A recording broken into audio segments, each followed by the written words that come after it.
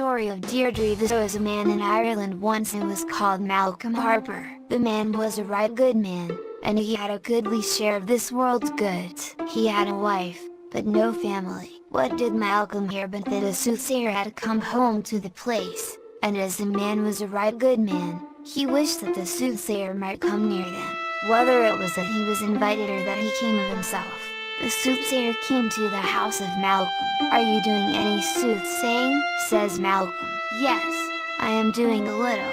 "Are you in need of soothsaying?" "Well, I do not mind taking soothsaying from you, if you had soothsaying for me, and you would be willing to do it. Well, I will do soothsaying for you." "What kind of soothsaying do you want?"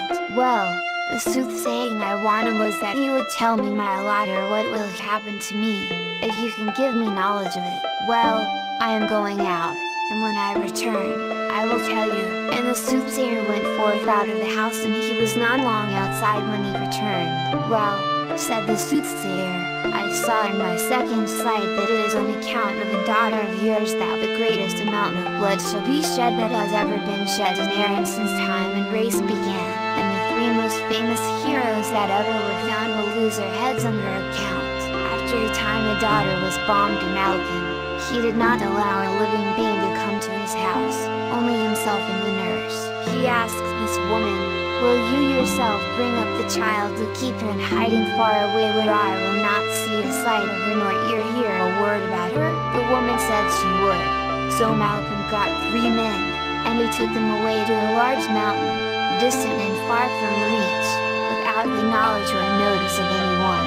He caused there a hillock, round and green, to be dug out to the middle, and a hole thus made to be covered carefully over so that a little company could dwell there together. This was done. Deirdre and her foster mother dwelt in the bottom of the hills without the knowledge or the suspicion of any living person about them and without anything occurring, until Deirdre was 16 years of age. Deirdre grew like the white sapling, straight and trim as the rash on the moss. She was the creature of fairest form, of loveliest aspect, and of gentlest nature that existed between earth and heaven and all Ireland. Whatever color of hue she had before, there was nobody that looked into her face but she would blush fiery red over it. The woman that had charge of her gave Deirdre every information and skill of which she herself had knowledge and skill. There was not a blade of grass growing from root, nor a bird singing in the wood, nor a star shining from heaven but Deirdre had a name for it. But one thing, she did not wish her to have either part or parley with any single living man of the rest of the world. But on a gloomy winter night, with black, scowling clouds, a hunter of game was wearily traveling the hills, and what happened but that he missed the trail of the hunt, and lost his course and companions. A drowsiness came upon the man as he wearily wandered over the hills, and he lay down by the side of the beautiful green knoll in which Deirdre lived, and he slept. The man was faint from hunger and wandering, and benumbed with cold, and a deep sleep fell upon him. When he lay down beside the green hill where Deirdre was, a troubled dream came to the man, and he thought that he enjoyed the warmth of a fairy broch, the fairies being inside playing music.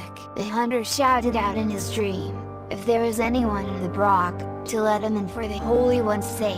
Deirdre heard the voice and said to her foster mother, "O foster mother, what cry is that?"